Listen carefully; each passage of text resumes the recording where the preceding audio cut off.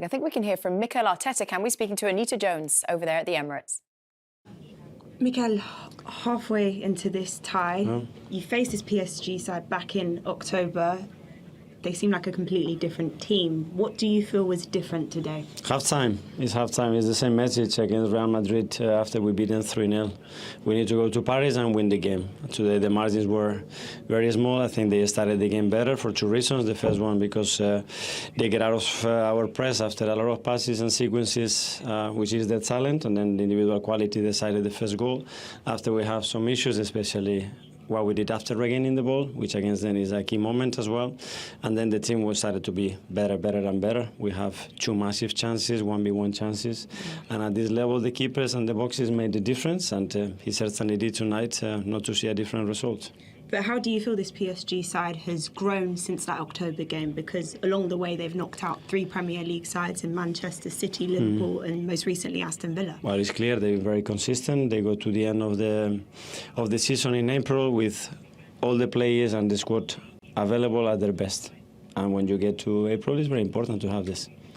How much do you need those Arsenal fans next week at Parc des Princes? Of course, we saw the support at Del Bernabeu back in the last stage of the competition. Next week, they go again, right? Yeah, for sure. We're going to go with the same mentality to go there and win the game. And we will tweak a few things and be better in a few things. And then we're going to have to be ruthless in front of goal in the boxes in the Champions League. You know that the games are going to be decided there, like it was decided when they play Liverpool and Villa.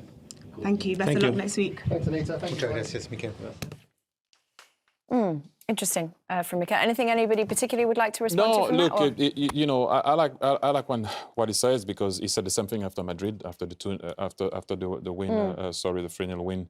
He said that it's still a game to go. Obviously, you're going to say that after a defeat to make it look a bit better. Yeah. It's just the way. But as a coach, that's what you're trying to do. You're trying to speak to your team already, because you know things are going to go on social media. You know they might be looking at what the boss is saying. Is he going to talk about a player specifically? How we played? Did we play well or not well? He's already thinking about the return leg. He's trying to motivate the troops already and stay calm. And you will always somehow in this type of situation raise the good things. So if you sit here and you hear the coach at the end of the game, sometimes you're like, oh, come on, he didn't watch the same game that I watched. But he's technically talking to his team, kind of thinking, we are 2-1v1, at one point they struggled against us. That's just a normal behavior as a coach, and he has to put some belief back into the team to go and play that return leg, that's for sure.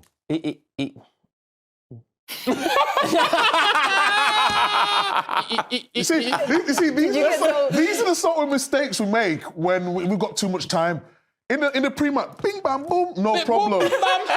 Here, come on. I was just going to say, Mikel Arteta, the thing that stood out for me is what we've just highlighted.